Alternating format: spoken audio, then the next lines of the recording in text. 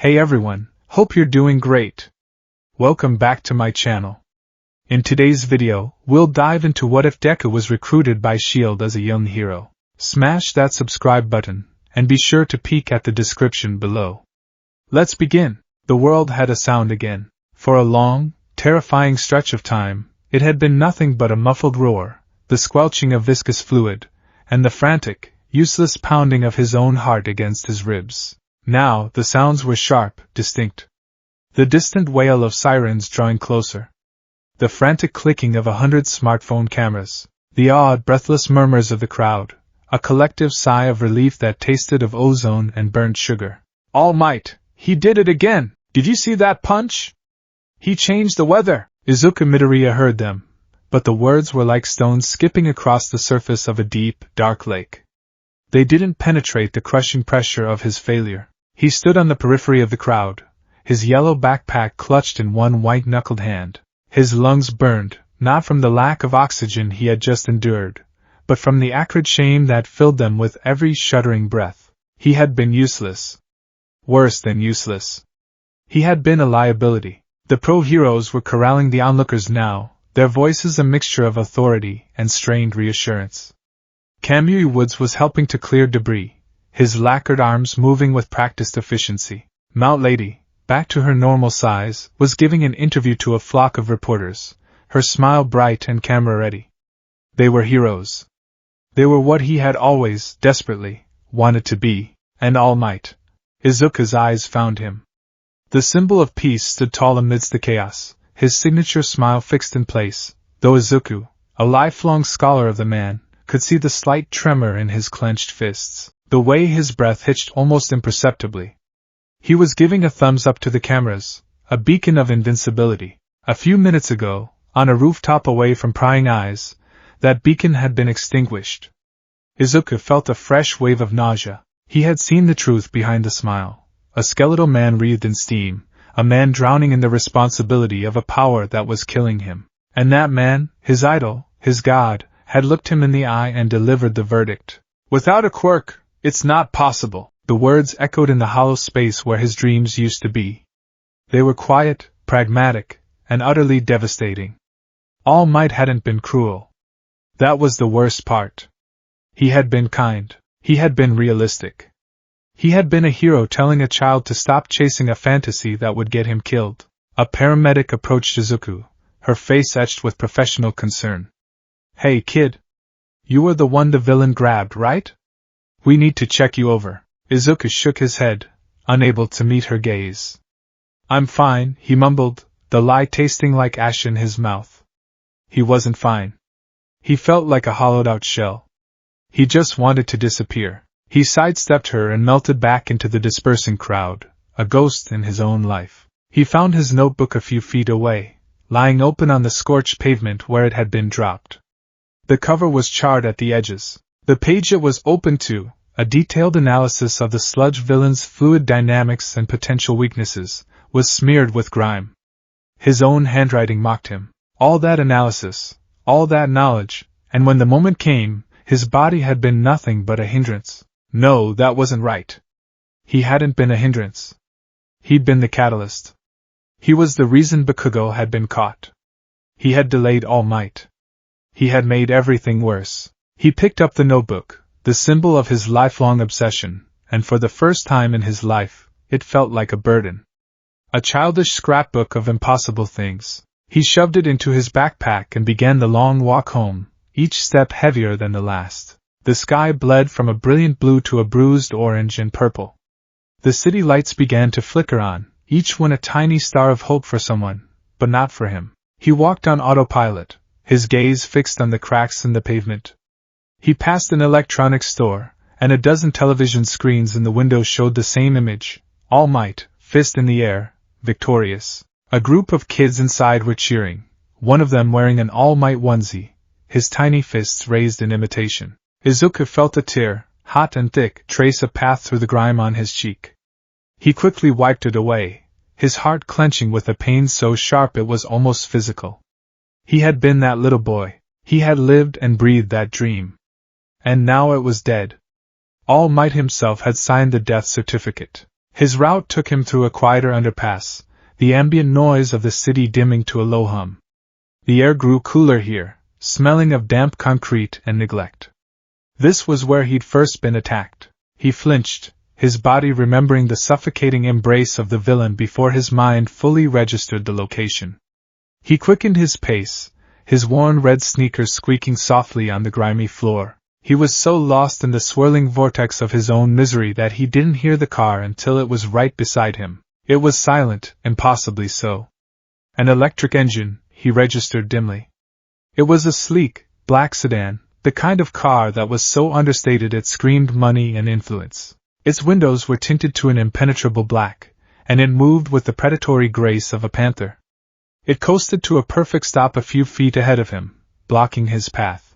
Izuku froze, his blood running cold. Villains. It had to be. Maybe associates of the one from today, looking for revenge. His mind, even in its grief-stricken state, began to race. No visible quirk usage, 4 doors, potential for multiple assailants. The underpass offers poor visibility and limited escape routes. My only option is to run back the way I came, but his feet were rooted to the spot. He was paralyzed by the same useless fear that had held him an hour ago. The driver's side door opened with a soft, expensive-sounding click. A man stepped out. He wasn't large or physically intimidating. He was of average height, with a neat, unassuming haircut and a face that was pleasant in a way that was hard to pin down. He wore a simple, perfectly tailored dark gray suit with a crisp white shirt and a slim black tie. He looked like an accountant, or a mid-level government official. He looked utterly, disarmingly normal, and that was the most terrifying thing of all. The man closed the car door gently and gave Izuku a small, placid smile. Izuku Midoriya? Izuku's heart hammered against his ribs. How did he know his name? He gave a short, jerky nod, unable to form words. My apologies for the unconventional approach, the man said, his voice as calm and measured as his appearance. My name is Phil Coulson. It's a pleasure to meet you. He didn't offer a hand, just stood there, his hands clasped loosely in front of him. He seemed to radiate an aura of professional calm. I don't know you, Izuku stammered, taking a half-step back. No, you don't, Coulson agreed easily. But we know a little about you. For instance, your analysis this morning of Kamui Woods' tactical limitations against non-organic structures and Mount Lady's significant collateral damage potential in dense urban environments was impressively detailed. Especially for a third-year middle school student. Izuku stared, his mind reeling. He'd muttered those observations to himself while watching the fight this morning. He hadn't even realized anyone was close enough to hear. Who was this man? Coulson's smile didn't waver.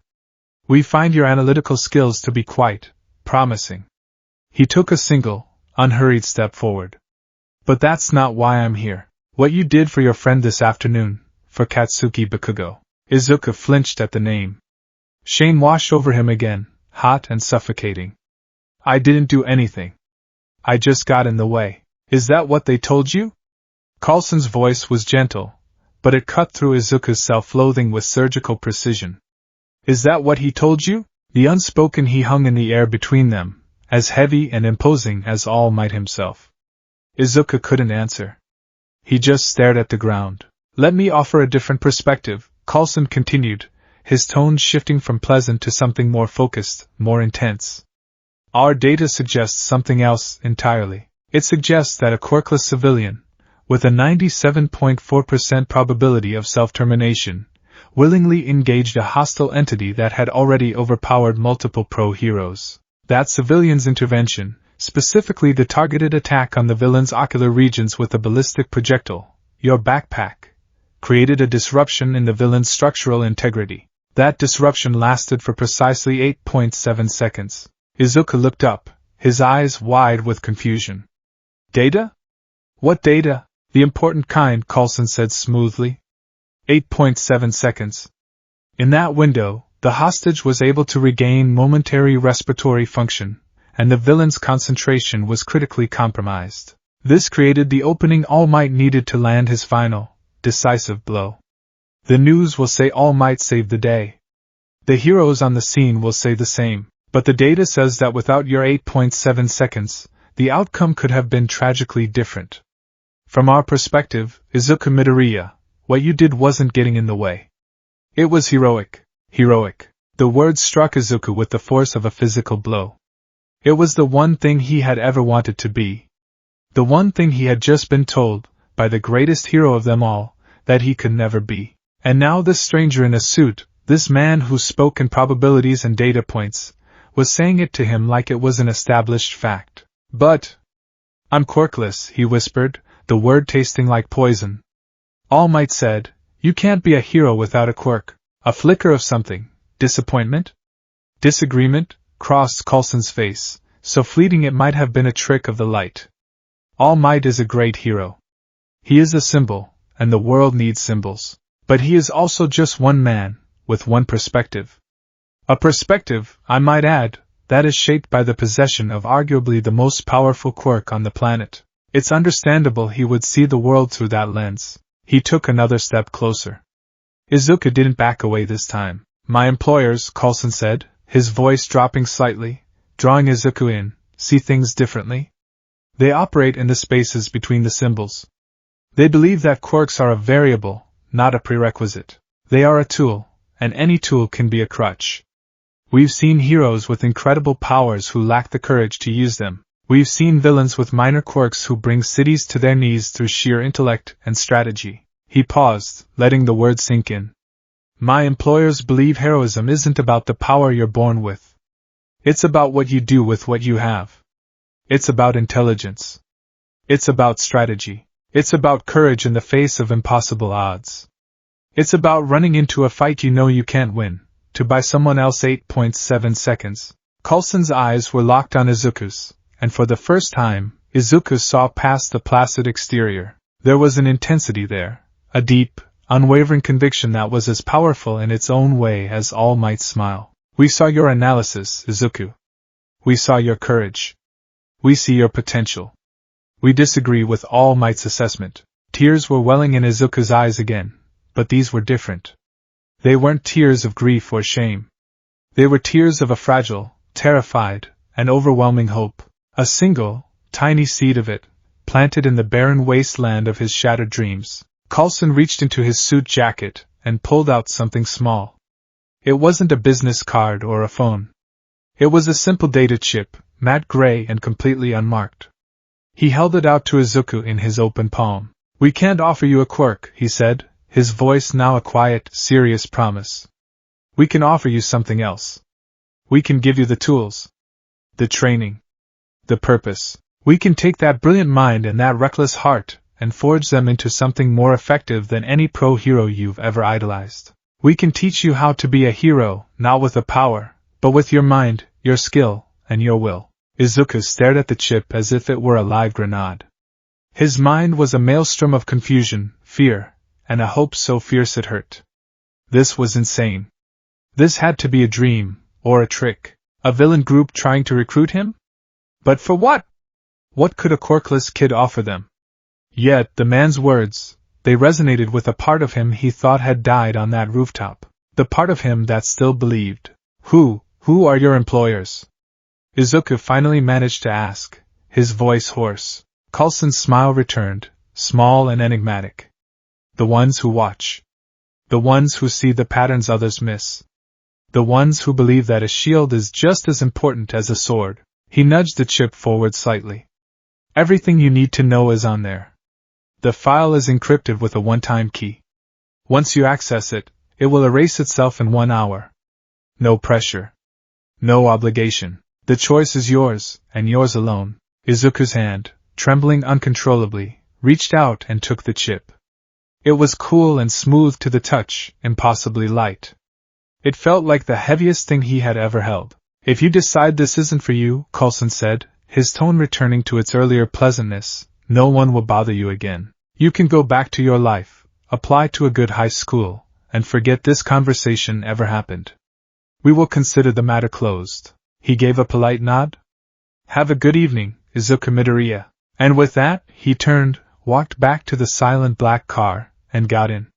The door closed with the same soft click. The car pulled away from the curb without a sound, its headlights cutting a clean path through the gloom of the underpass. Within seconds, it had rounded a corner and vanished, leaving Izuku alone in the sudden, profound silence. He stood there for a long time, the world muted once more. But this time, it wasn't the silence of despair. It was the silence of a held breath. The silence of a world hanging on a single, pivotal moment. He looked down at his hands.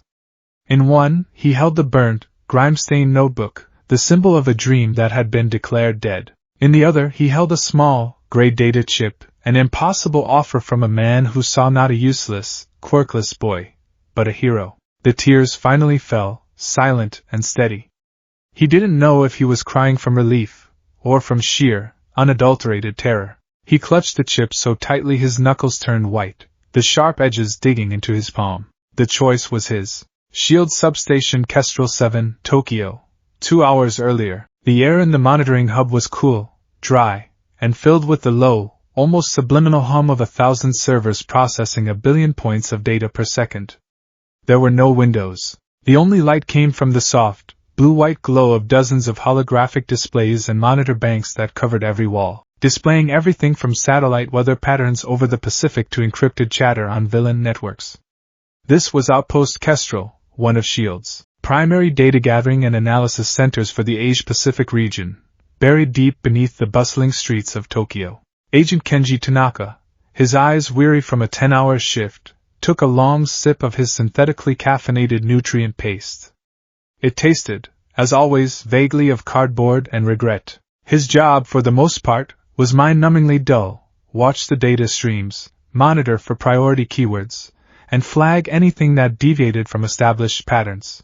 99% of the time, it was false positives. A mistagged news report, a civilian with a powerful but uncontrolled quirk having a bad day, a spike in energy readings from a new power plant. Today had been a little more interesting. The sludge villain incident had lit up half his board. But it was an open and shut case. Villain appears, heroes engage, All Might arrives, All Might wins. The reports were already filed, the incident classified as resolved.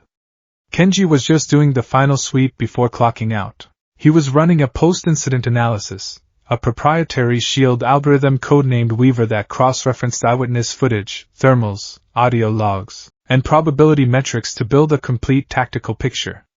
It was designed to spot things human analysts might miss: a hidden accomplice, a secondary device, a hero misusing their quirk. As the progress bar hit 100%, a small, unassuming alert box popped up on the corner of his main screen. It wasn't a high-priority red flag, just a soft amber one. Most analysts would have dismissed it as a data ghost. Anomaly detected, civilian intervention event. Threat level, gamma, subject quirkless. Probability model mismatch, 89.6%. Kenji frowned. A probability mismatch that high was unusual. He clicked on the alert, and a new window expanded, dominating his display. It was a wireframe reconstruction of the battle, compiled from dozens of angles. A red circle highlighted a small figure breaking from the crowd. He pulled up the subject's file. Midoriya Izuku. Age 14. Status: quirkless. The file was sparse. Top marks at his school, a sealed juvenile record for quirkless discrimination-related incidents, meaning he was the victim, and a red flag from their digital surveillance division. The flag was linked to a series of online notebooks he kept, titled Hero Analysis for the Future. Kenji's eyes widened. He pulled up the notebooks. They weren't fanboy ramblings. They were dense, terrifyingly astute tactical breakdowns of hundreds of pro-heroes. He saw detailed notes on Eraserhead's line-of-sight weakness, Endeavor's overheating limitations, Best Jeanist's vulnerability to non-fibrous materials. This kid wasn't just a fan. He was a natural-born intelligence analyst. Supervisor Thorne, you might want to see this, Kenji called out, his voice quiet but firm. Eris Thorne, a stern woman with gray-streaked hair pulled back in a severe bun, and the perpetually tired eyes of someone who had seen too much, walked over. She was the station chief, a veteran of operations that would never be declassified. What is it, Tanaka? Did a cat get stuck in a tree with a gravity manipulation quirk again? Not quite, ma'am, Kenji said, pointing to the screen. Weaver flagged an anomaly in the sludge villain incident. quirkless civilian intervention. Thorn peered at the screen, her expression impassive. A civilian panicked. It happens. Tragic, but not our purview unless they develop a trauma-induced quirk. That's the thing, ma'am. He didn't panic. Watch the projection. Kenji replayed the wireframe model. The stick figure representing Izuku ran out, not flailing, but with a clear trajectory. He threw his backpack, and the model highlighted the impact zone, the villain's central eye. The model then displayed the statistical analysis. Subject, Midoriya Izuku. Action, engage hostile entity. Predicted outcome, self-termination, 97.4%. Actual outcome, hostile disruption, 8.7s. Hostage respiratory function restored, 1.9s. Primary hero intervention window created. Thorn raised an eyebrow. Run that again. Kenji ran it again. And again. The numbers were stark, clinical, and completely undeniable. The boy's action, by all statistical logic, should have been suicide. Instead, it had been the linchpin. The kids' analysis notebooks are here, too, Kenji added, pulling them up in a side window. He's been on our persons of interest watch list for 6 months. His threat assessment of pro-heroes rivals some of our own junior analysts. Thorn was silent for a full minute, her eyes flicking back and forth between the tactical breakdown of the fight and the boy's handwritten notes on hero weaknesses. She tapped her chin, a thoughtful, dangerous look on her face. He saw a problem, analyzed it on the fly, identified a weak point, and executed a plan with a high probability of failure because it was the only option available. He did our job, Tanaka. He did it without training, without gear, and without a power. She straightened up, her decision made. This isn't a statistical anomaly. This is a recruitment profile. Ma'am, I've been telling the director for years that our over-reliance on recruiting from ex-military and intelligence communities is creating a blind spot, Thorn said, her voice crisp with authority. We're missing the people who grew up in this new world, the ones who understand quirks on an instinctive level. And we especially miss the ones who've had to learn to survive without one. She tapped a command into the console, escalating the file. Tag this for Project Nightingale. Kenji's breath caught.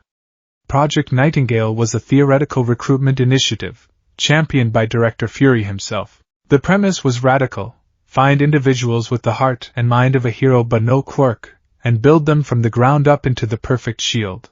Agents, unburdened by the weaknesses, arrogance, and collateral damage that so often came with innate power. It was a project to create a hero, not find one. It had been dormant for years, lacking a viable first candidate. Until now. Are you sure, ma'am? Kenji asked. He's just a kid. He stopped being just a kid the moment he ran into that alley, Thorn countered, her gaze steely. The world is full of people with powers. We need more people with purpose. She turned away from the console and looked at the large, central screen, where a live feed showed a map of the city.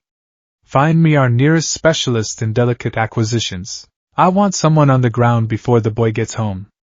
Someone, disarming. An assistant at a nearby console typed furiously. Agent Coulson is in country, ma'am.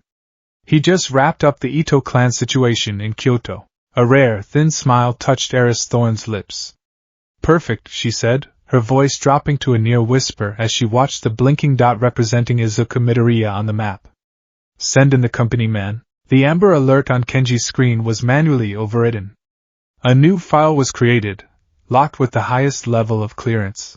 Initiate, Project Nightingale. Candidate 01 Midoriya Izuku. Status, pending acquisition. Sleep was a country Izuku Midoriya could no longer visit. He lay in his bed, the familiar comfort of his all-might-themed comforter doing nothing to soothe the frantic, chaotic energy thrumming through his veins.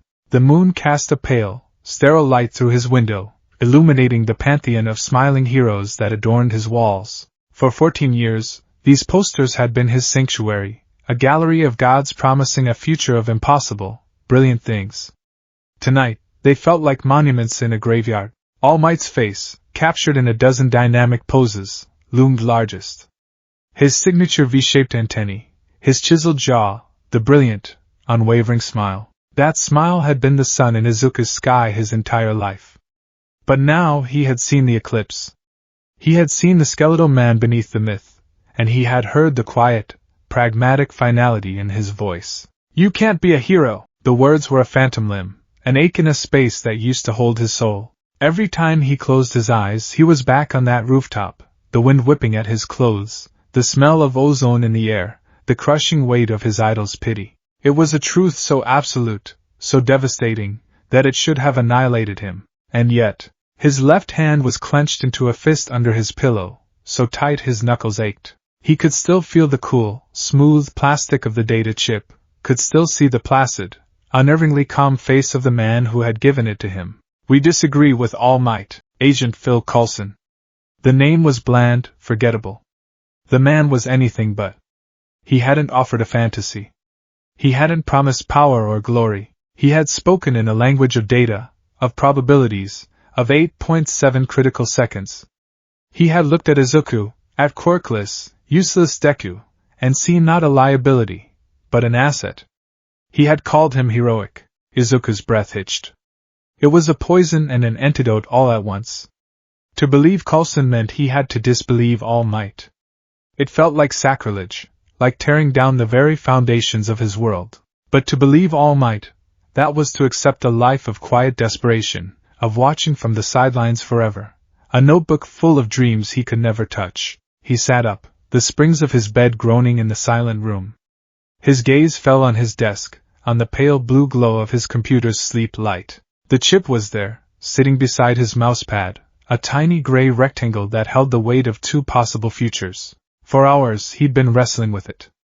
Was it a trick? A recruitment ploy by a new villain organization? It seemed too elaborate. Villains were loud, destructive. They preyed on greed and ambition. They didn't approach dejected teenagers in underpasses with well-reasoned arguments and offers of training. This was something else. Colder, more precise. The ones who watch.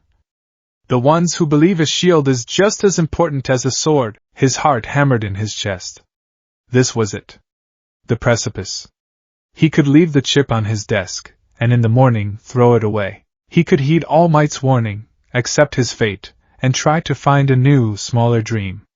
A safe one. Or he could plug it in. He swung his legs out of bed, his bare feet cold on the wooden floor.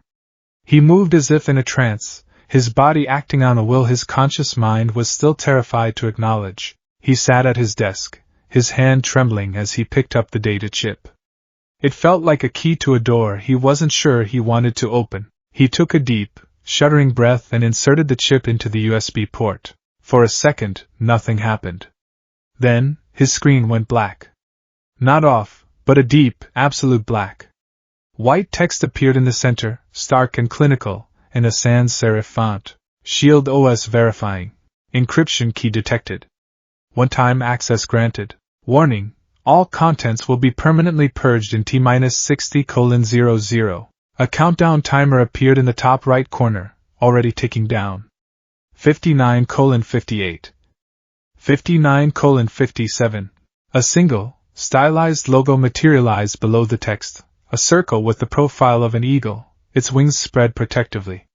It was simple, powerful, and utterly unfamiliar. Then, the screen changed, presenting him with a single file folder icon. Project Nightingale, Candidate Assessment Offer. His finger hovered over the mouse, his heart a frantic drum against his ribs. Project Nightingale. It sounded so gentle, so innocuous. He clicked. The folder opened, not into a document, but into a secure, self-contained operating system. There were no flashy graphics, no welcoming interface. It was pure, unadulterated information, organized with terrifying efficiency. The main file was a recruitment brief for a division he'd never heard of, the Strategic Heroics Intelligence Logistics Division. Izuku, a boy who had memorized the names of every hero agency in Japan, had never even heard a whisper of it. He began to read. It wasn't a hero agency. It was something far more complex. It was an intelligence organization dedicated to the global phenomenon of quirks. They didn't patrol or fight villains in the public eye. They gathered data. They analyzed threats. They predicted quirk-related disasters, from natural catastrophes caused by weather manipulation quirks to the rise of technologically augmented villain cells. They were the world's shadow immune system, fighting infections the public never even knew existed. His eyes scanned through redacted mission reports. Operation, redacted, neutralized nascent eco-terrorist cell attempting to weaponize a botanist with a mycological quirk. Projected casualties averted, 1.2 million. Incidents 8 and 9, covertly stabilized tectonic plates beneath, redacted, after seismic quirk user lost control. Prevented Richter 9.0 earthquake. Targeted acquisition, redacted, recruited European data analyst with a minor probability calculation quirk. Asset now monitors global stock markets for all-for-one related financial manipulation. Izuku's mind reeled. All for one. The name was a bogeyman, a myth whispered in the dark corners of the hero world. But here it was, listed as an active, ongoing threat. This was real. This was a level of heroism, of world-saving, that was completely invisible. They weren't just stopping bank robbers. They were preventing civilization-level threats. He clicked on the Training Development tab. The list of modules was staggering. Applied Kinesiology CQC, Close Quarters Combat, Small Unit Tactics Counter-Surveillance, Psychological Operations Threat De-Escalation, Support Technology Gear Integration, Advanced Infiltration Espionage, Quirk Theory Strategic Counter-Application. The last one made him pause. They didn't just fight quirks. They studied them, broke them down, and formulated specific counters. It was everything he had been doing in his notebooks, but formalized, weaponized, and turned into a science. The countdown timer read 23:41. He scrolled down and found a section on their recruitment philosophy. It was a cold, hard manifesto, a direct refutation of everything he'd ever been taught about heroism. It spoke of the symbol liability paradox, the idea that overly powerful, public-facing heroes like All Might created a culture of dependency, making society weaker and more vulnerable when that symbol was absent or failed. It argued that true strength lay in systems, in intelligence, in proactive, unseen intervention. Then he saw his own face staring back at him from the screen. It was a detailed profile. His school records, his medical history, the extra toe joint circled in red, and a full psychological workup that was unnervingly accurate. It noted his pathological altruism, his high-level analytical abilities, and his crippling lack of self-worth. It felt like they had peeled back his skin and examined the raw nerves beneath. Attached was the full data analysis from the sludge villain incident. It showed the fight from a dozen different angles he'd never seen, overlaid with thermal imaging and energy readings. It showed, with cold, hard numbers, how his 8.7 seconds had changed the equation. At the very bottom of the file was a simple, binary choice. 2 buttons, glowing softly on the screen. Accept protocol, decline protocol. The timer read 2:03. His life, the one he knew, was behind the decline button. A life of safety, of normalcy, of being on the outside looking in. A life where All Might was right. The other button was a door into the shadows. It was a promise not of power, but of purpose. A promise to forge him into a shield. It was terrifying. It was everything he had ever wanted, repackaged in a form he had never imagined. He thought of Bakugo's face, trapped and terrified. He thought of his own useless, trembling legs. He thought of All Might, bleeding from the mouth, telling him to be realistic. And he thought of Agent Coulson, his voice calm and steady in the dim underpass. It was heroic. His hand, no longer trembling, moved the mouse. 00:03, 00:02, 00:01. He clicked Accept Protocol. The screen flashed once, a brilliant white. And then, it was gone. His normal desktop background reappeared, his All Might wallpaper smiling out at him. The USB port was empty. The data chip had somehow dematerialized. There was no trace. It was as if it had never happened. But it had. Izuku leaned back in his chair, his body trembling with exhaustion and adrenaline. He looked at the smiling face of his idol on the screen and felt a profound, aching sense of farewell. He was stepping off the bright, sunlit path of the symbol of peace and onto a different road. A darker one. A single line of text appeared in an unclosable pop-up window on his screen. Welcome, Agent I in training. Further instructions will follow at 0600 hours. Be ready. The smell of miso soup and frying tamagoyaki usually filled Izuku with a sense of warm, domestic comfort. This morning, it just made him feel nauseous. He sat at the small kitchen table, pushing a piece of rice around his bowl with his chopsticks.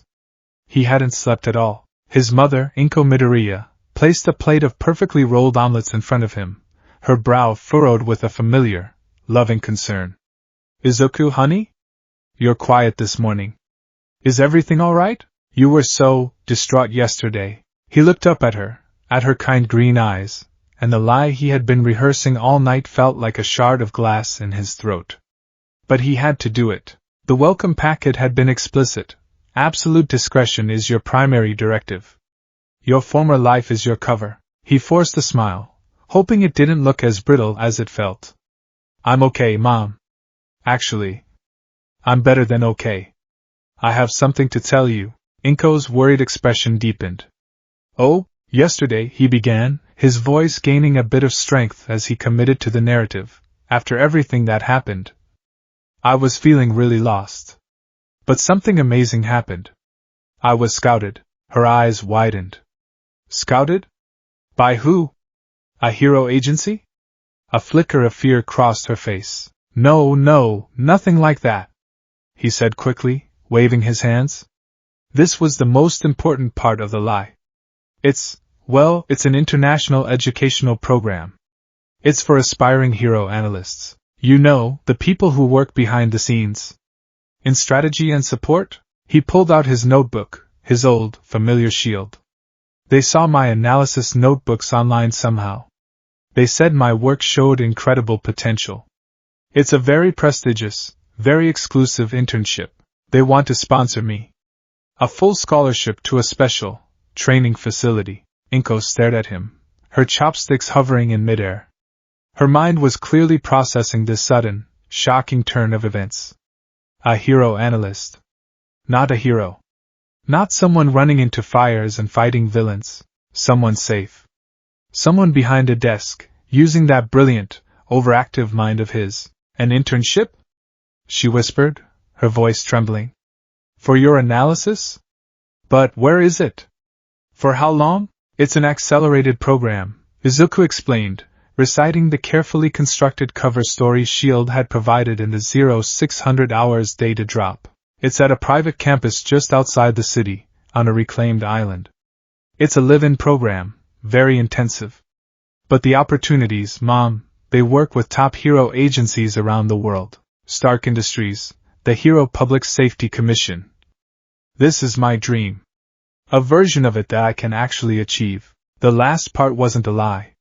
And it was that kernel of truth that made it so believable. Tears began to well in Inko's eyes. They weren't the tears of fear and worry he was so used to seeing. They were tears of overwhelming pride and relief. Her son, her brilliant, quirkless son, who she had worried would be crushed by his impossible dream, had found a new one. A safe one. A real one. She rushed around the table and pulled him into a fierce, trembling hug. Oh, Izuku! My baby! I'm so proud of you! She sobbed into his shoulder. So proud. You never gave up on your dream, you found a different door. Izuku hugged her back, his own eyes burning. The guilt was a heavy, cold stone in his stomach.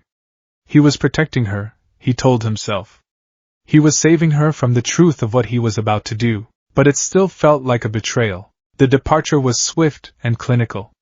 A text message with a time and a location. A black town car, identical to the one from the underpass, waiting at the corner of his street. The driver was a woman in a dark suit with an earpiece, her face impassive. She didn't speak, just nodded at him and opened the back door. The hug with his mother at the door had been wrenching. She had packed him a bento box for the trip, full of his favorite katsudon, and had fussed over his collar, her face a mess of happy tears. As he walked away from his apartment, from the only life he had ever known, he felt a profound sense of severance. The boy who lived in that apartment was gone. A new person was walking towards that car. The journey was a lesson in SHIELD security. They drove to an unremarkable corporate high-rise in the city center. He was led through the lobby, past bored-looking security guards, to a private elevator. The woman scanned her ID, then placed her thumb on a biometric reader. The elevator didn't go up. It went down. Fast. They descended for what felt like a full minute, a soft hum the only sound. The doors opened not into a basement garage, but into a sleek, white platform, like a subway station for a futuristic utopia. A silent, maglev train was waiting. They boarded, and the train accelerated into a dark tunnel with breathtaking speed. There were no windows. 20 minutes later, the train slowed to a halt. The doors hissed open. "Welcome to the Compass, Agent in Training Midoriya," the woman said, her first and only words to him. Izuku stepped out and his breath caught in his throat. He was in a vast, cavernous space. If his old world was a vibrant, chaotic comic book, this was a science fiction epic. Everything was brushed steel, reinforced glass, and cool, blue-white light that seemed to emanate from the walls themselves. The air was cool and sterile, smelling of ozone and polished metal. The only sound was the low, omnipresent hum of immense power and the soft, purposeful footsteps of people moving along elevated glass walkways hundreds of feet above him. Men and women in simple, dark tactical uniforms or professional suits walked with a quiet, focused intensity. There were no flashy costumes, no boastful posturing. Their faces were calm, serious. These weren't performers. They were professionals. Izuku saw a man with scales on his arms calibrating a holographic map, and a woman with glowing eyes dictating a report into a data slate. Quirks were here, but they were tools, not identities. He felt impossibly small, a green-haired child in a middle school uniform in a world of gray, steel-edged adults. A little different from the Hero Commission HQ, isn't it? Izuku turned to see Agent Coulson standing there, the same placid smile on his face. He was a small, familiar island in this vast, intimidating ocean. "Agent Coulson," Izuku managed, his voice barely a whisper. "Just Coulson is fine," he said warmly. "Welcome to the Strategic Homeland Intervention, Enforcement, and Logistics Division. SHIELD for short." We felt the full name was a bit of a mouthful. Coulson began to walk, and Izuku hurried to keep up. "This facility is our primary operations hub for the Eastern Hemisphere. It handles everything from satellite surveillance to RD for non-lethal quirk suppression technology. Think of it as the world's most advanced and well-hidden office building." They walked past labs where scientists in clean suits were analyzing glowing energy samples, past armories filled with sleek, black equipment that looked nothing like the colorful support gear heroes used, and past briefing rooms where agents were planning operations around holographic globes. Izuku's analytical mind, overwhelmed but not broken, was trying to catalog everything. Subterranean, likely submarine-accessible facility. Power source unknown, likely geothermal or next-gen fusion. Staff is a mix of quirked and non-quirked individuals. Status seems irrelevant to rank. "You're already analyzing the place, aren't you?" Coulson asked, a knowing look in his eye. "Good.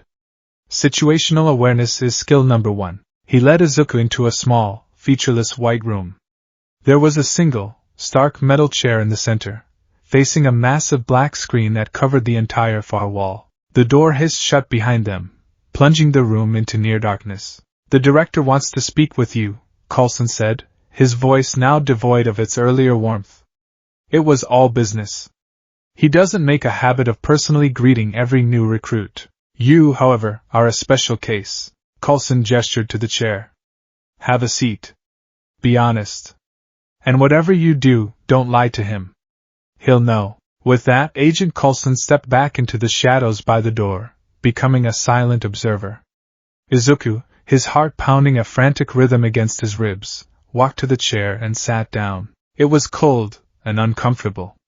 He felt like a prisoner in an interrogation room. The black screen flickered to life. It wasn't a video feed. It was a high-fidelity hologram, so crisp and clear it felt like the man was in the room with them. He was a tall, powerfully built African-American man, completely bald, with a black leather eye patch over his left eye.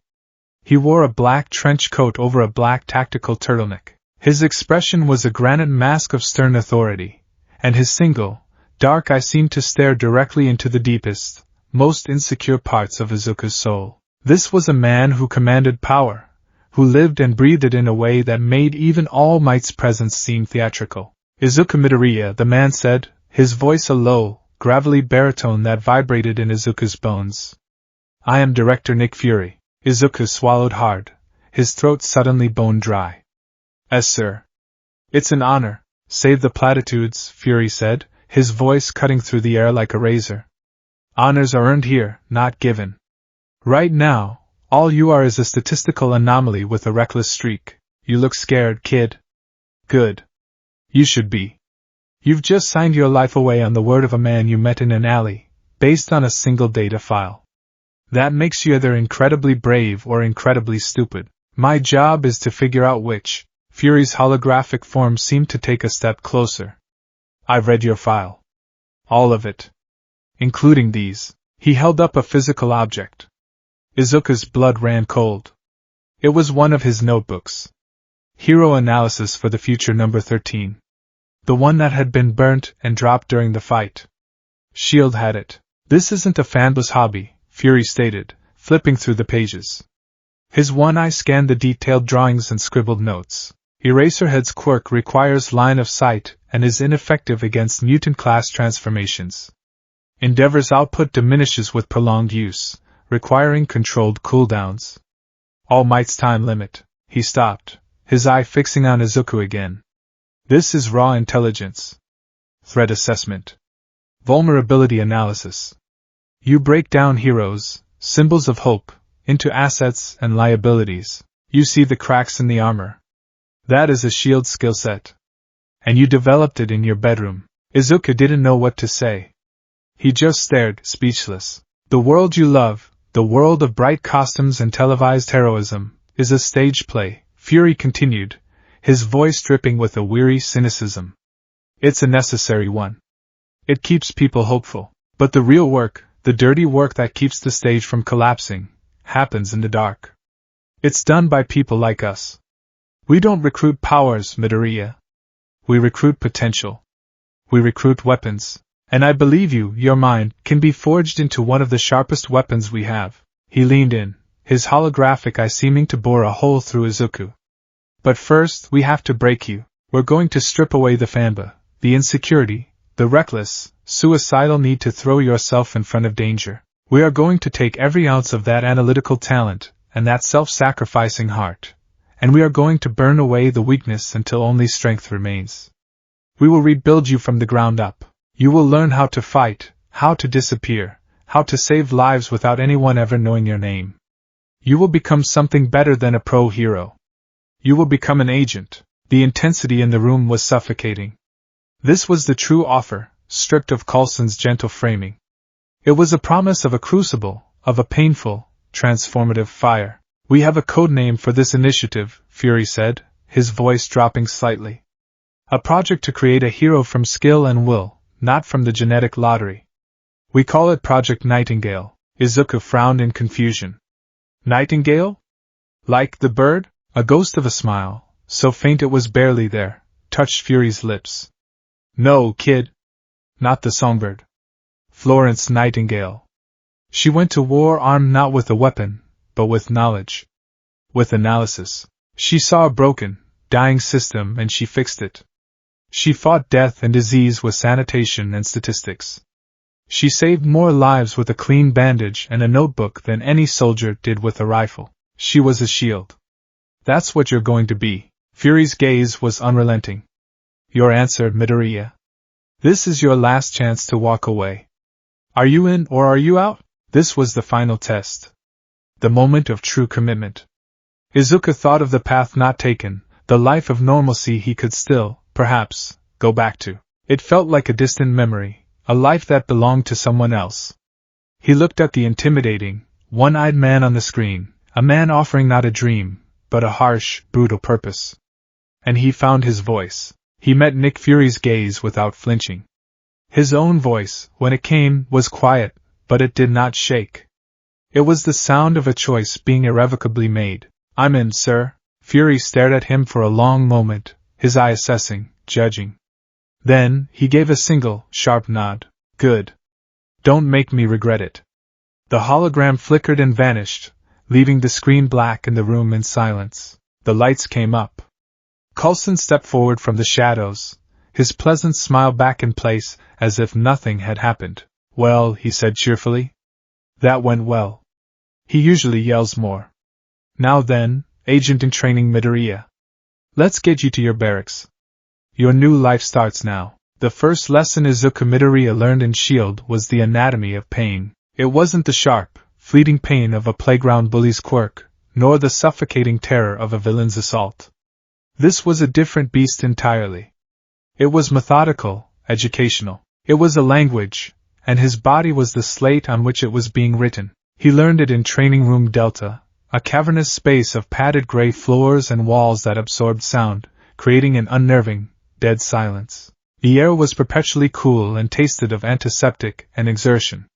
His teacher was a woman who moved like a phantom and hit like a freight train. Again, Agent Melinda May's voice was flat, devoid of emotion. It was not a request. Izuku pushed himself up from the mat, his arms trembling, a fresh bruise already purpling on his cheek. His regulation gray S.H.I.E.L.D. training uniform was soaked with sweat, clinging to a frame that was already screaming in protest. He'd only been here for 3 days, and every single one of them had ended like this, on the floor, looking up at the impassive face of the woman they called the cavalry. He had yet to land a single blow. He fell back into a clumsy fighting stance, mimicking the one he'd seen in a dozen All Might videos.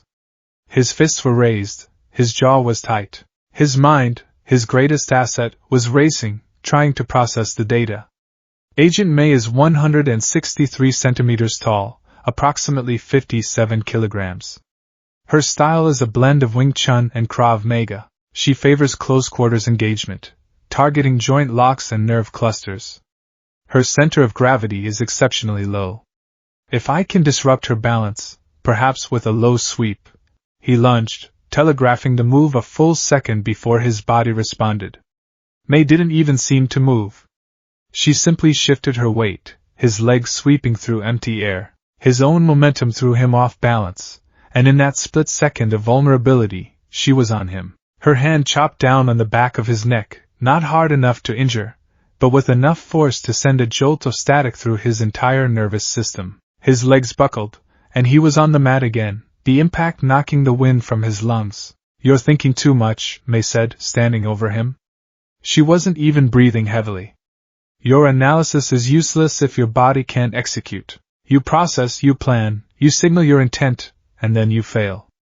You are fighting an idea of me in your head. I am not in your head. I am right here." She nudged his ribs with the toe of her boot. It was a gentle tap, but it sent a fresh wave of agony through his bruised torso. "In the field, you won't have time to write a thesis on your opponent. You'll have seconds. Milliseconds. Your body must know what to do long before your brain catches up. Right now your body knows only how to fall." "I am trying," Izuku gasped, rolling onto his side. "No," she corrected, her voice as sharp and unforgiving as a shard of glass. "You are trying to be All Might. You are trying to win a fight with one big, decisive punch. That is not our way. S.H.I.E.L.D. does not win. We endure. We adapt. We survive. Victory is a byproduct of not dying. Get up." He got up. The process repeated. And repeated. For hours. Every failure was a lesson etched into his muscles, his bones. The pain taught him about leverage, about timing, about the subtle shift of weight that precedes a strike. He was no longer just a mind. He was becoming a body, and its education was brutal. If the training mat with May was a trial by fire, the simulation room with Deputy Director Maria Hill was a trial by ice. The room, nicknamed the fridge by recruits, was always cold. It was a spherical chamber where holographic projections could create any environment with startling realism. One day it was a windswept desert, the next a crowded city square.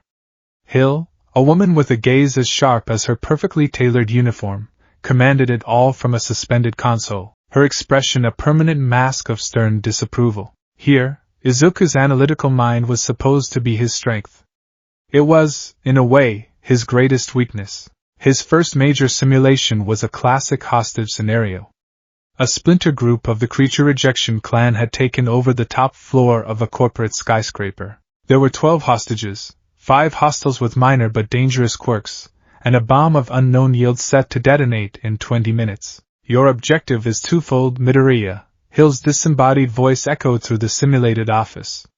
1. Secure the hostages. 2. Neutralize the bomb. You have a standard 4-man fire team. Go. Izuku, wearing tactical gear and a headset, felt a flicker of his old fanboy excitement. This was hero work. He immediately began issuing orders, his voice confident. Alpha, you're on Overwatch. Beta, with me for a dynamic entry through the west door. Charlie, you flank and provide suppressive fire.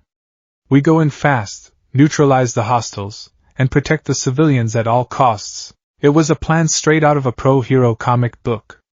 It was a catastrophic failure. The dynamic entry alerted every hostile at once.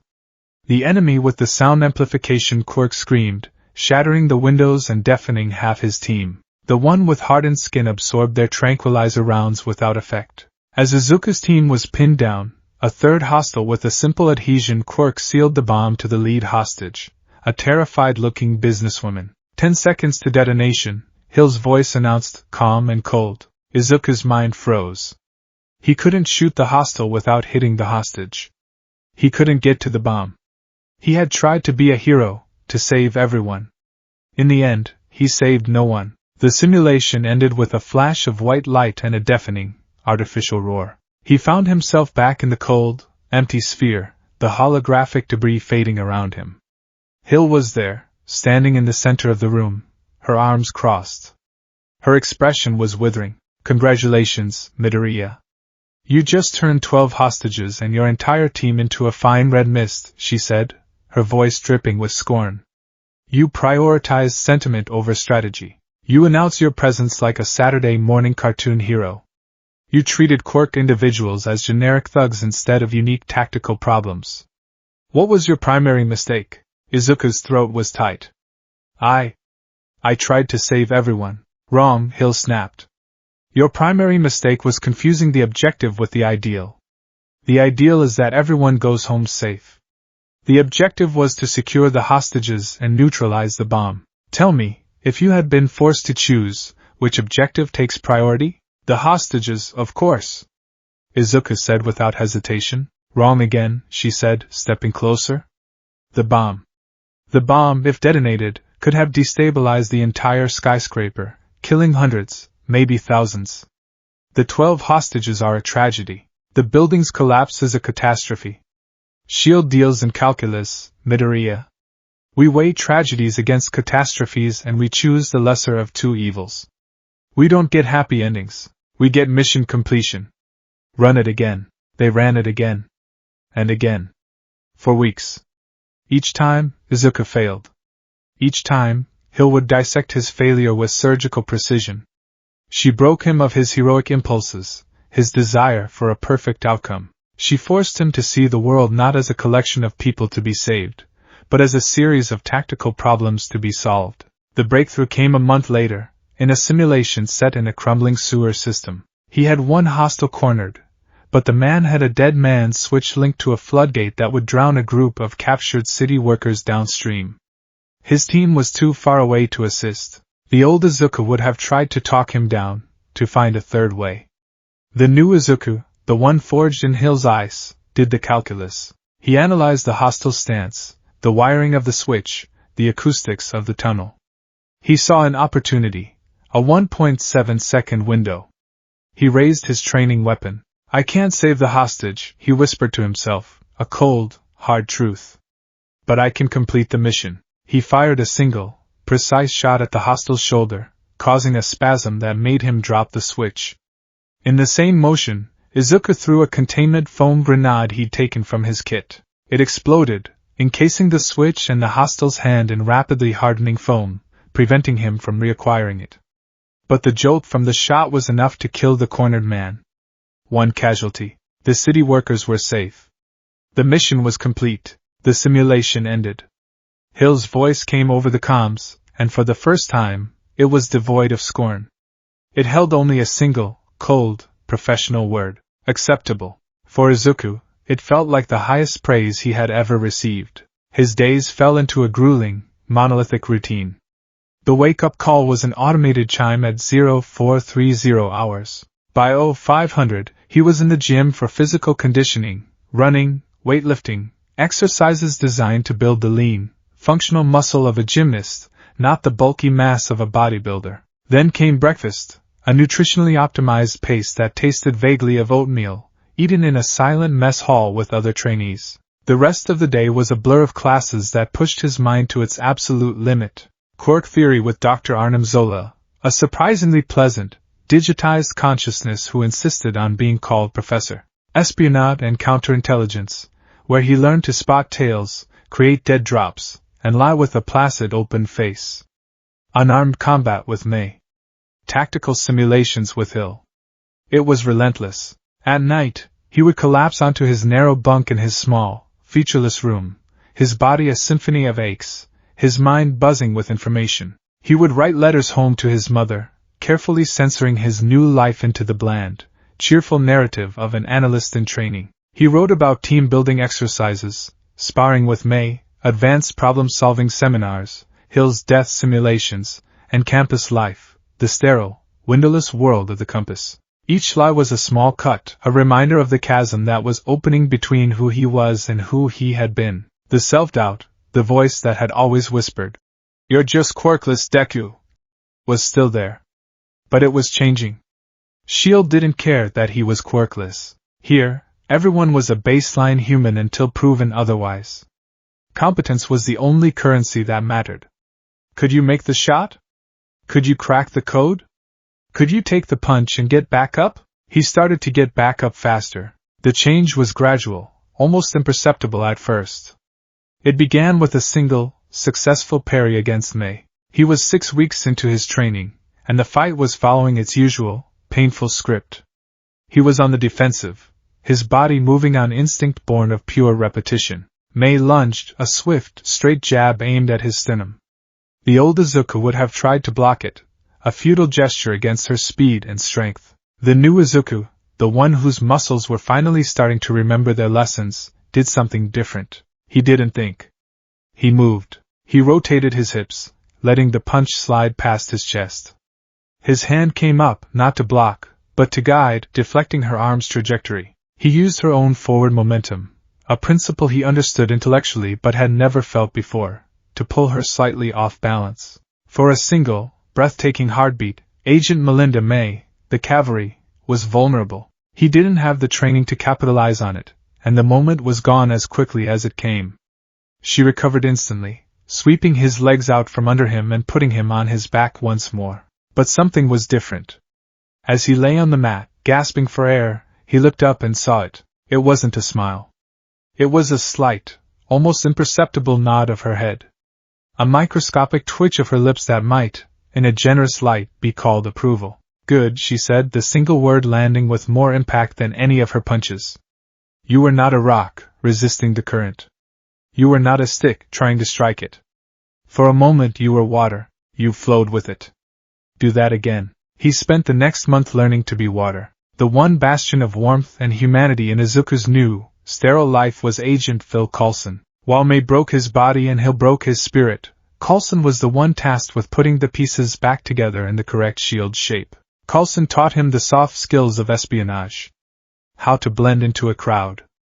How to build a rapport with a target. How to find the information you needed not with a fist or a computer, but with a well-timed question and a disarming smile. An agent's greatest weapon isn't a gadget or a gun, Coulson explained one afternoon in a classroom designed to look like a quaint Parisian cafe. It's the perception of being harmless. People underestimate the quiet man in the corner. They forget he's even there. That's when you learn the most. Today, however, was different.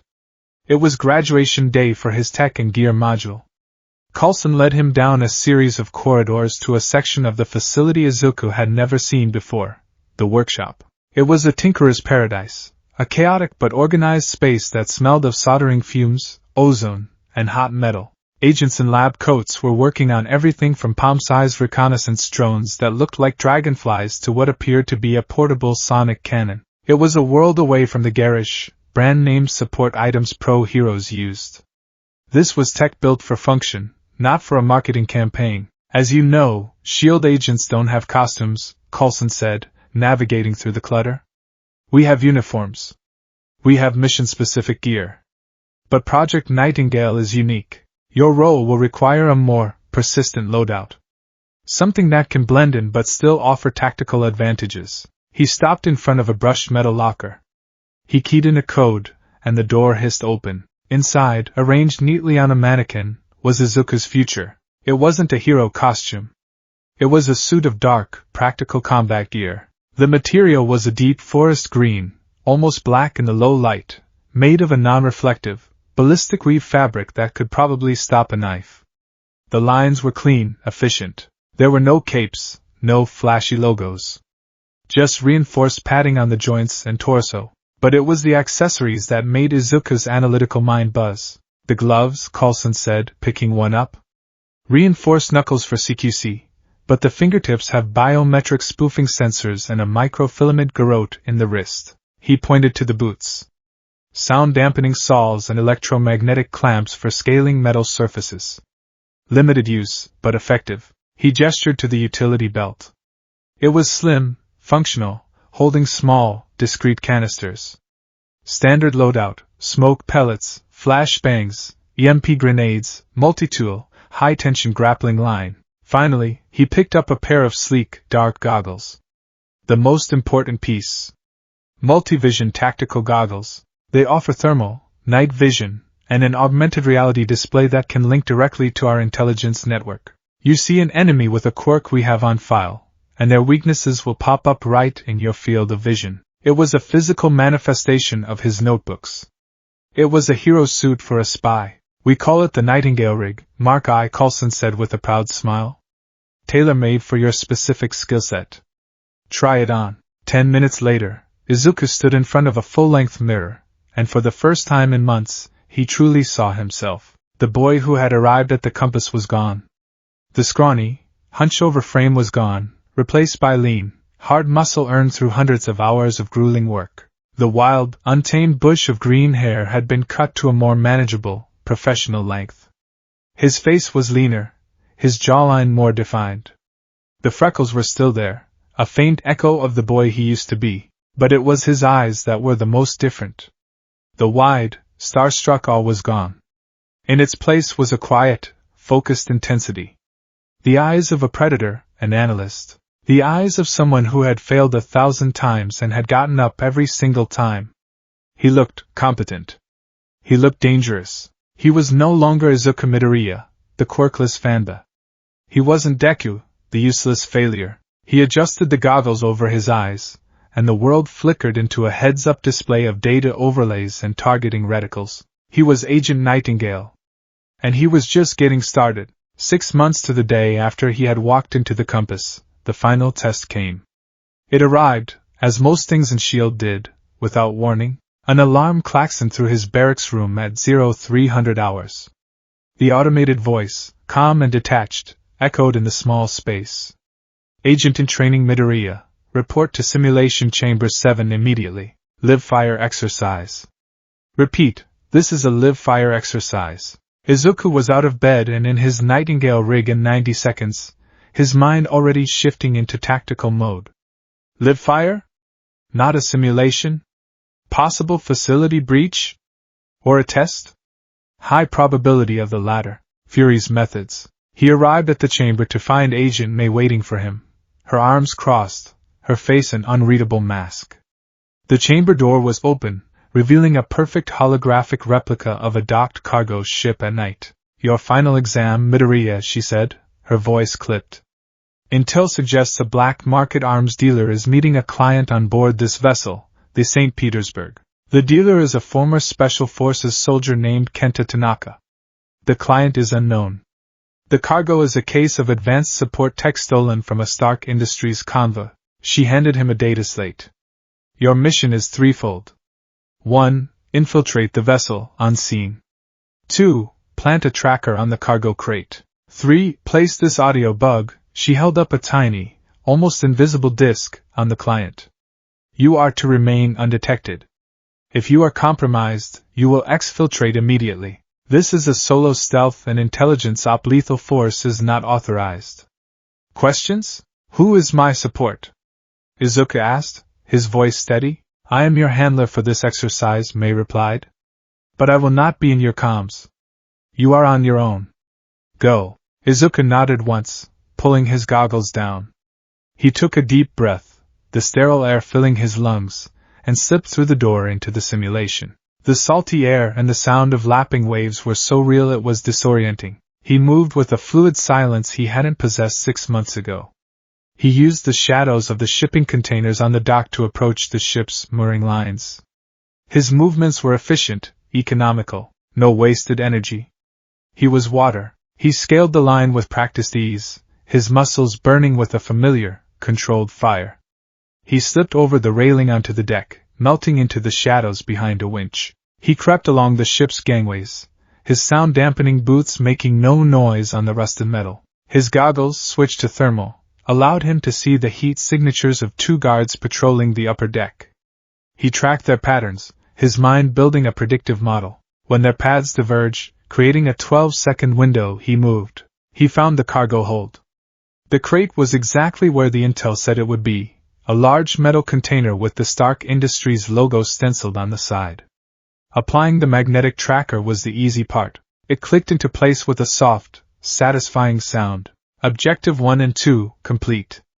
Now for the hard part. He found a perch in the rafters of the hold, concealing himself in the deep shadows.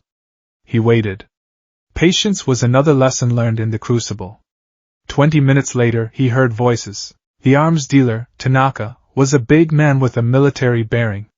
But it was the client who made Izuku's blood run cold. It was a man in a tailored suit, but his face was obscured by a shifting cloud of purple-black mist. A warp quirk user. And his voice, it was distorted, but familiar. Kurojiri. A name from a deep-level shield threat file. A suspected high-ranking member of an emerging underground organization. The League of Villains. This wasn't just a test.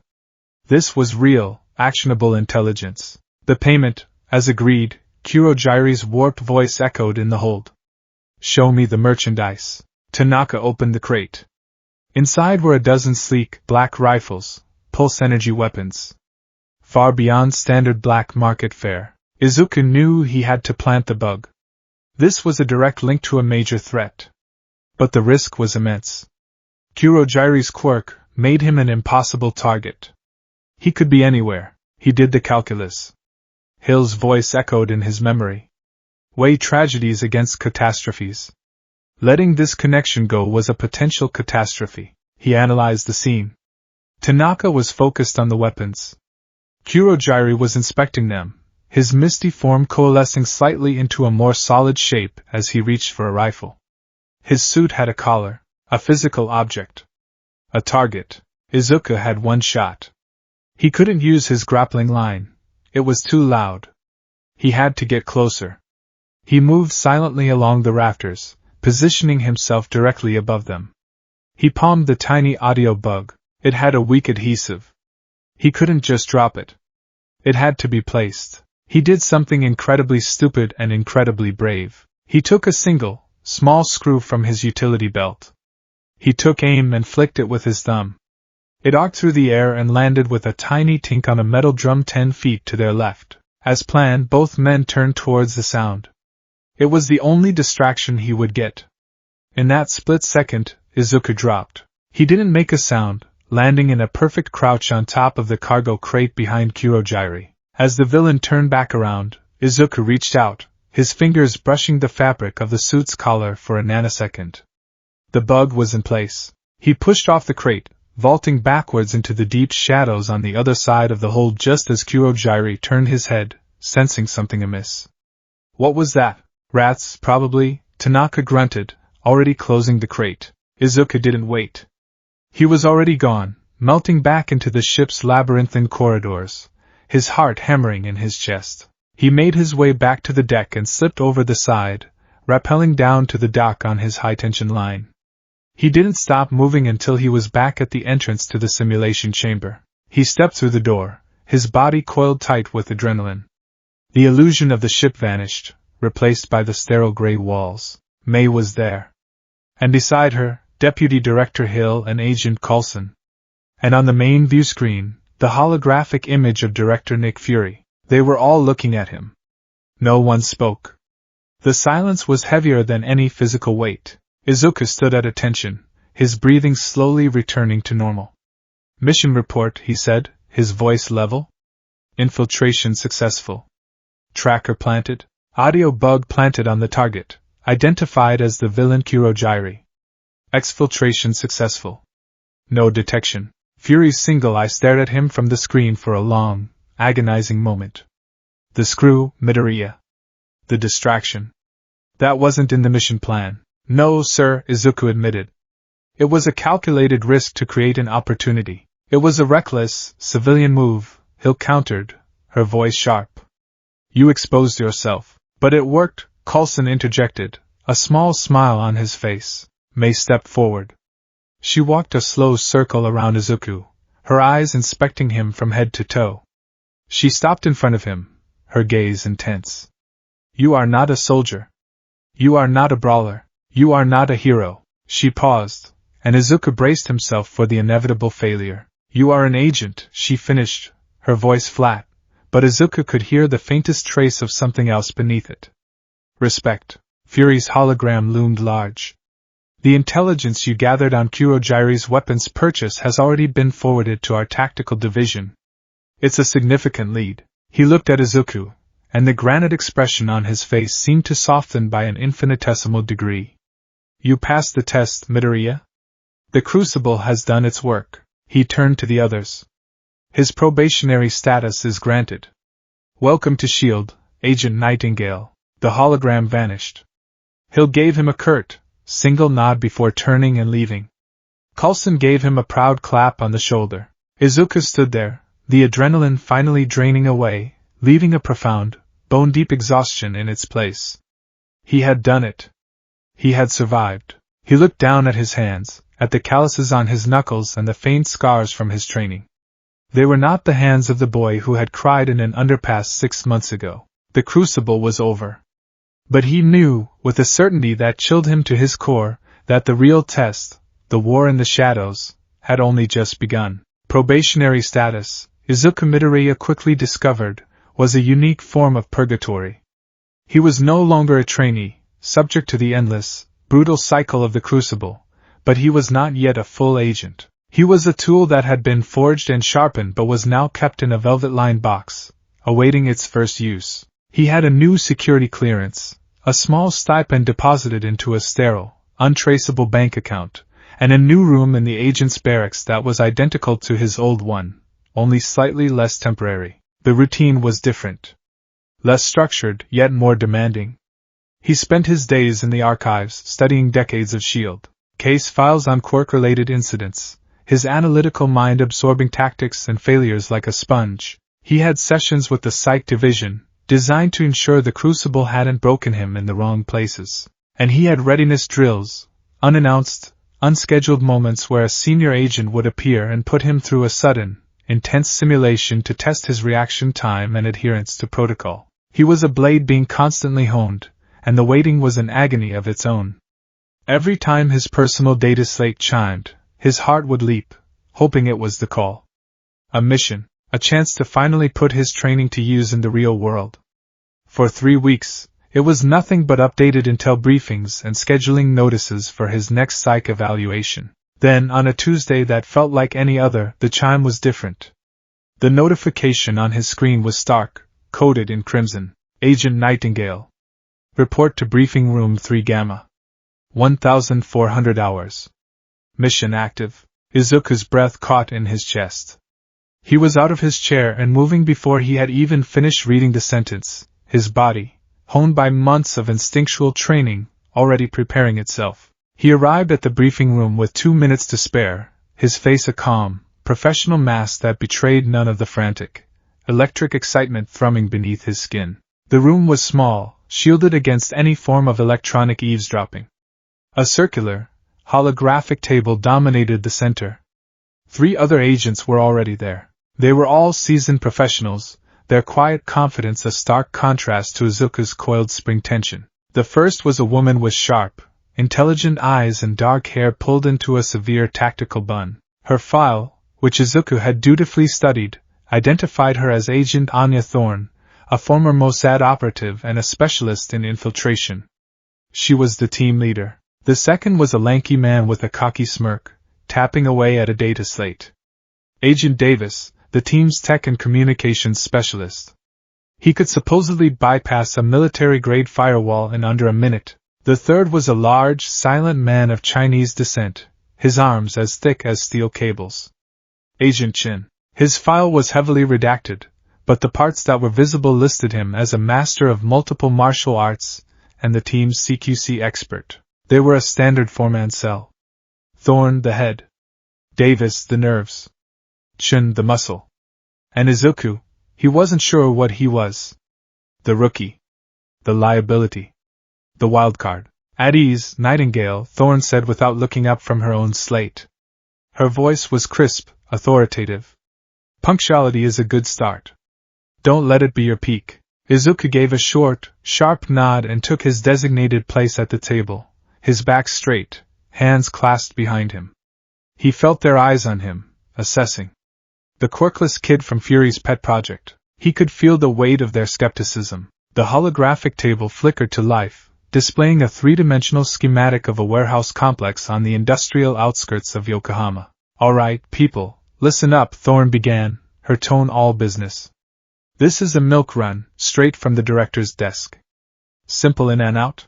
A new villain group, calls themselves the Iron Gardeners, has been on our radar. Low-level tech thieves, mostly. 2 weeks ago, they got lucky and hit a Stark Industries shipping container during a multi-villain distraction event downtown. A new image appeared on the table, a sleek, cylindrical device. They made off with a crate of experimental repulsor stabilizers, Thorne continued. Precursor tech to the Iron Man armor's flight system. According to our intel, they don't have the expertise to weaponize them, but they're trying to reverse engineer the power source for the black market. We can't have that, Davis whistled. Stark's toys. Ambitious for a bunch of small-timers. Their ambition is our opportunity, Thorne said, zooming in on one of the warehouses. Intel confirms they're using this abandoned shipping depot as a workshop. The mission is pure reconnaissance. We go in quiet, Davis plants a data spike in their central server to give us a full picture of their network and buyers, and we get out. I want total stealth. Zero engagement. We are ghosts. Are we clear? Crystal, Davis smirked. Chin grunted in affirmation. Thorne's gaze finally landed on Izuku, her eyes sharp and analytical. Nightingale. You're on point for infiltration. Your analysis of the schematics on the approach identified 3 structural vulnerabilities the initial satellite scan missed. You'll guide us in? Once inside, you are on overwatch. You observe, you report, you do nothing else unless I specifically order you to. Your job is to be my extra set of eyes. Understood? Understood, ma'am, Izuku replied, his voice steady. The role was what he had expected. He was the rookie, given the task with the least potential to screw things up. But it was still a role. He was part of the team. Good, Thorne said, the hologram dissolving. Gear up. Quinjet leaves in 20. Don't be late. The night was cold, a damp chill that clung to the air and carried the scent of salt from the nearby bay. A fine mist slicked the asphalt, muffling their footsteps as they moved through the labyrinthine Yokohama industrial district. The Quinjet had dropped them 2 clicks out, its cloaking technology rendering it invisible and silent against the bruised purple sky. Dressed in his dark green Nightingale rig, Izuku felt a strange sense of belonging. The cool weight of the utility belt, the familiar pressure of the goggles on his forehead, the soft, sound-dampening soles of his boots.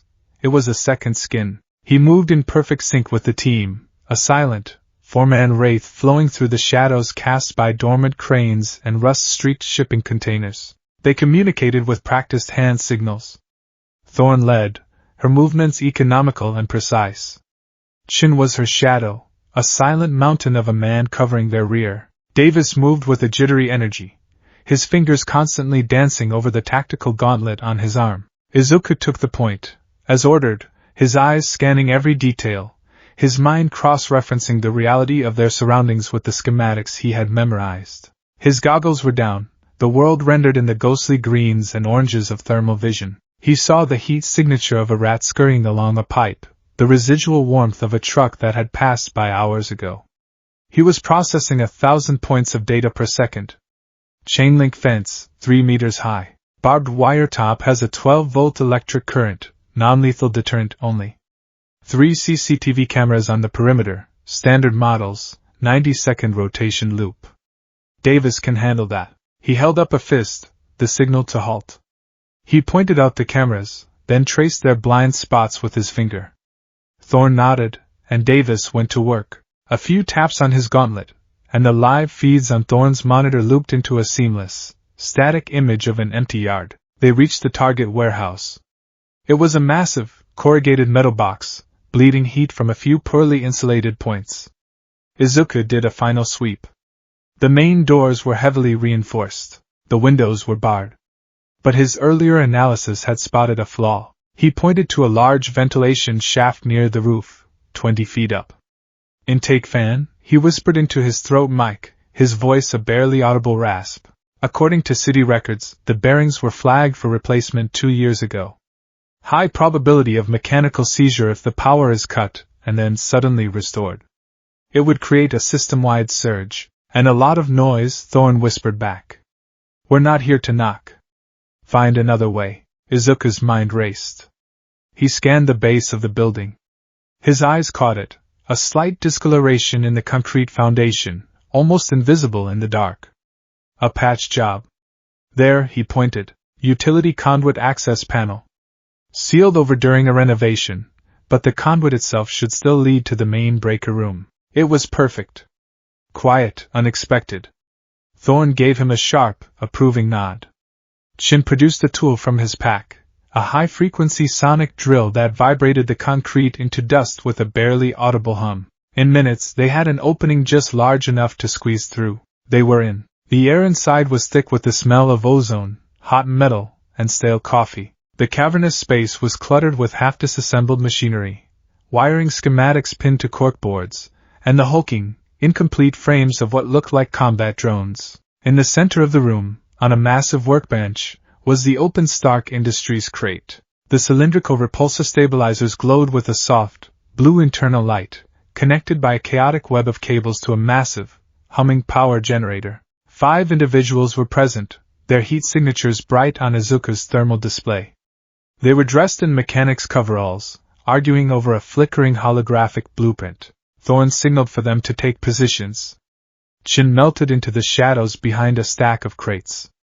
Davis crept towards a server rack against the far wall. Thorne took up a position behind a pillar, her suppressed pistol drawn. Izuku, as ordered, climbed a nearby gantry with the silence and agility of a spider, giving him a perfect vantage point of the entire scene. He lay flat on the metal walkway, peering through the grating, his rifle up but the safety on.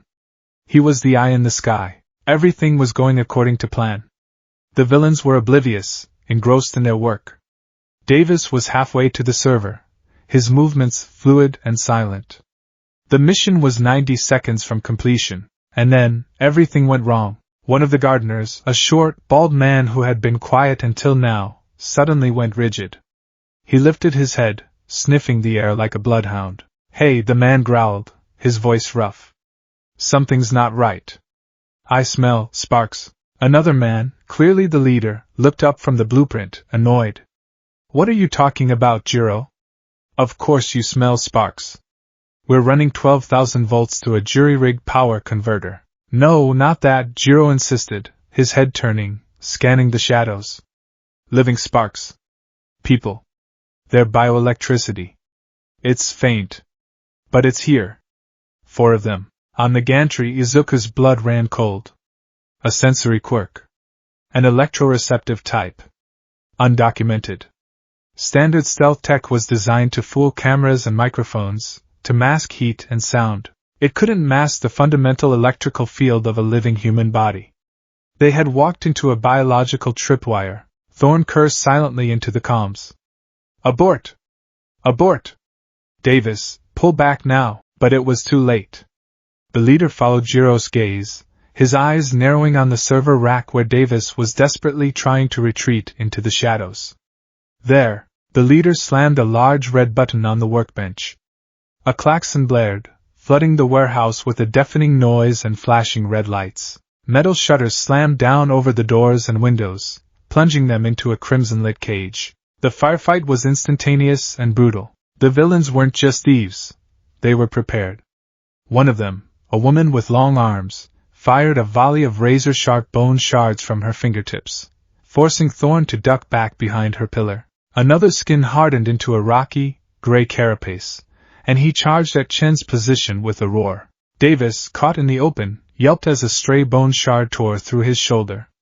He scrambled for cover, firing his pistol wildly. Davis is hit. Thorn's voice was tight with command. Chen, intercept the brute. Nightingale, status. Izuku's heart was hammering against his ribs, the sound as loud as the alarm. The sudden explosion of violence was a shock to his system. This wasn't Hill's cold, sterile simulation. This was real. The air tasted of cordite. The shouts of pain were genuine. His palms were slick with sweat. For a terrifying second, he was frozen, a spectator to the chaos. Then, the training kicked in. May's voice, cold and calm in his memory, fear is a chemical reaction. Acknowledge it. Control it. Use it. He forced a breath, then another. His panic receded, replaced by a cold, sharp clarity. His mind, his greatest weapon, came online. He wasn't a scared kid on a gantry anymore. He was Agent Nightingale, and he had a job to do. Nightingale, status. Thorn repeated, her voice strained as she exchanged fire with the bone-shard villain. I have eyes on all 5 hostiles, Izuku reported, his own voice surprisingly steady. His goggles were already tagging the combatants, his mind processing the data faster than he could speak. Leader is quirkless, tactical command. Hostile 2 is the sensory quirk, Jiro. No offensive capability detected. Hostile 3, female, projectile type quirk, bone shards. Hostile 4, male, defensive type, epidermal hardening. Hostile 5 is new. The 5th villain, a woman who had been cowering behind the generator, was now glowing with a faint, green light. The cables snaking from the Stark Tech began to spark and writhe, drawn towards her. She has an energy manipulation quirk, Izuku analyzed aloud, his words coming faster now. She's the key to their operation. She's trying to interface directly with the repulsive power core. The situation was deteriorating rapidly. Chin was locked in a brutal hand-to-hand struggle with the rock-skinned man, his powerful blows barely making an impact. Davis was trying to stop the bleeding in his shoulder, providing what little covering fire he could. Thorn was pinned down, and the energy manipulator was causing the generator to whine and spark erratically, the blue light from the stabilizers pulsing dangerously. They were outgunned and outmaneuvered. The mission was a complete failure.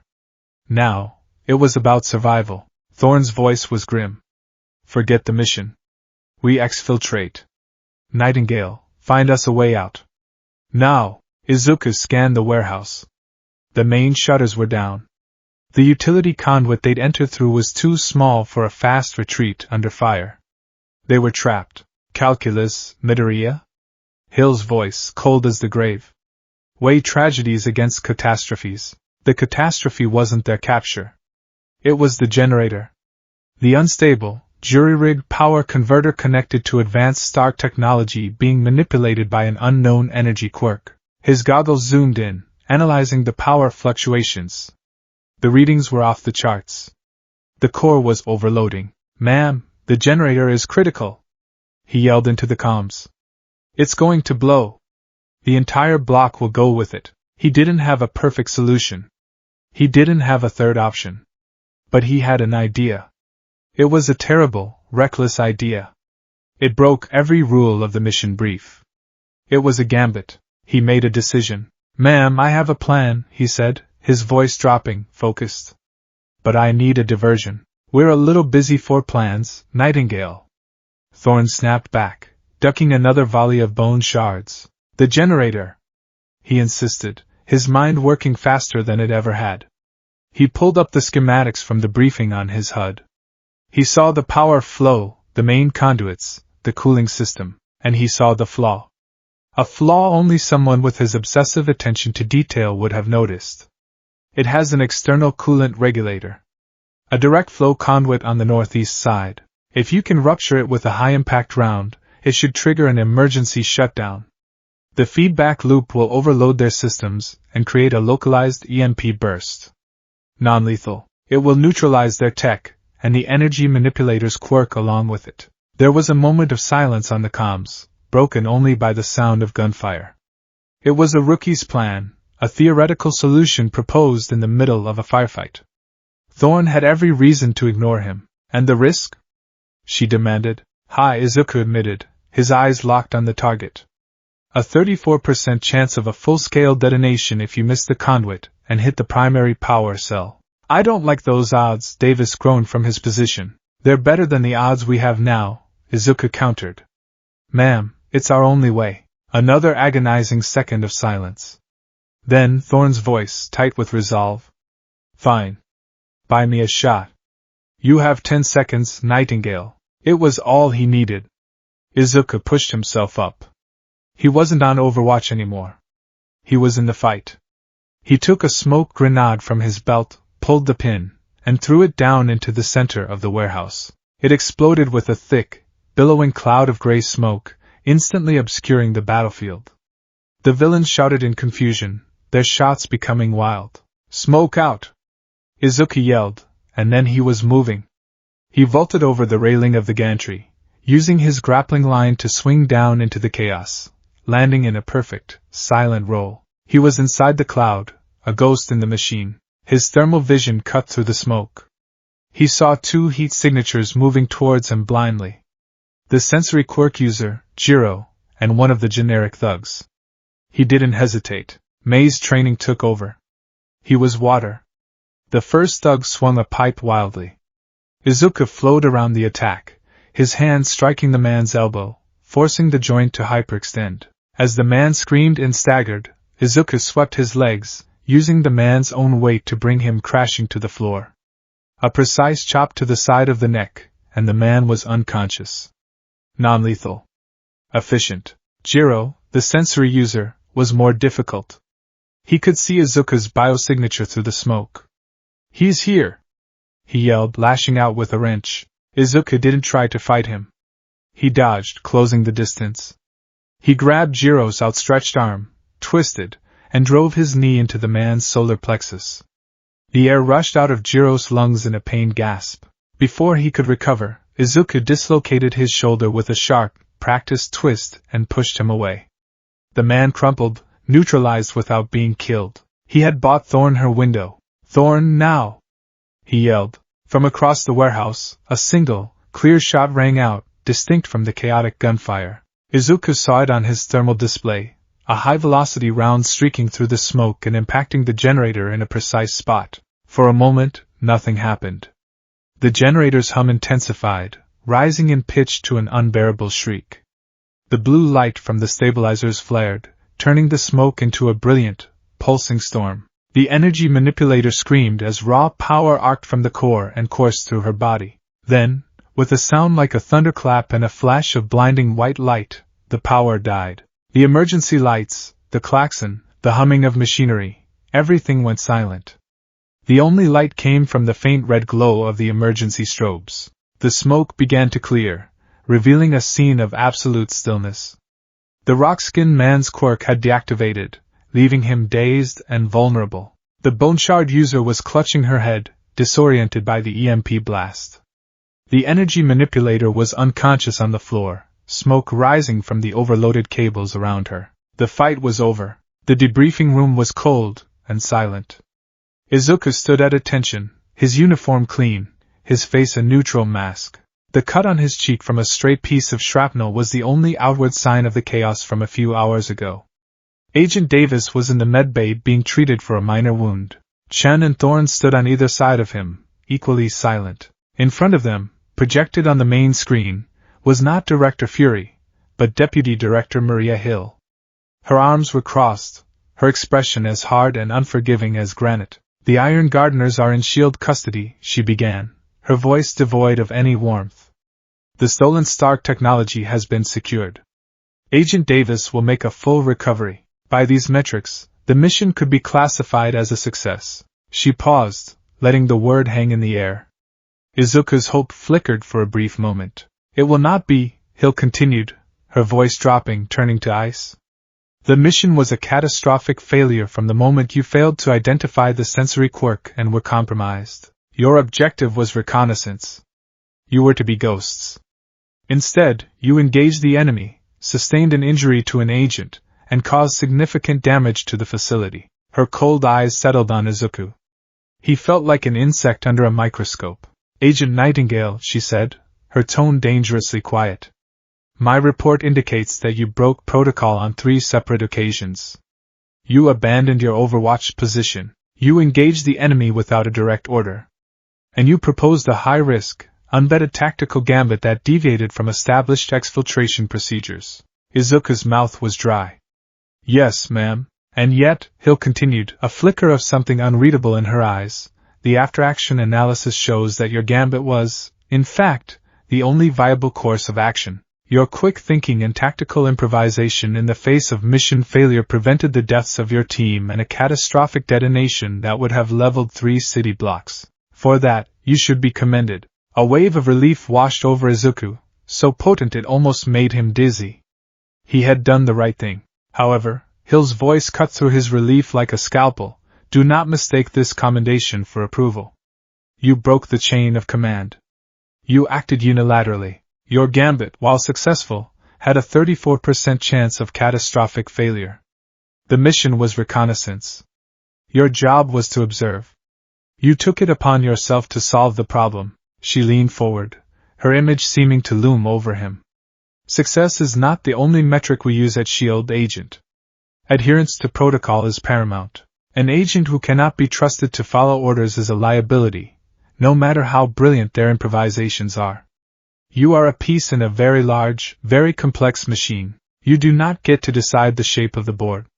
You simply execute your move. Do you understand me? Yes, ma'am, Izuku said, the words tasting like ash. You have talent, Nightingale, Hill concluded, her voice returning to its normal, cold tone. But talent without discipline is a weapon without a safety. You are on disciplinary review for the next 2 weeks. You will spend that time studying S.H.I.E.L.D. operational protocols until you can recite them in your sleep. Dismissed. The screen went black. Thorne and Chen left without a word, but as Thorne passed him, she placed a firm hand on his shoulder for a brief second. It wasn't a gesture of comfort, but of acknowledgement, a silent message that said, you messed up, rookie. But you got us out alive. Izuku walked back to his barracks room in a daze. He sat on the edge of his perfectly made bunk, the silence of the room pressing in on him. He had succeeded, and he had failed, all at the same time. He had saved his team. He had saved innocent lives. He had been a hero, and he had been reprimanded for it. He finally understood. S.H.I.E.L.D. wasn't a hero agency. It was an army. And in an army, a brilliant soldier who disobeys orders is sometimes more dangerous than the enemy. He had been so focused on the immediate fight that he had forgotten the war. He looked at his reflection in the dark screen of his data slate.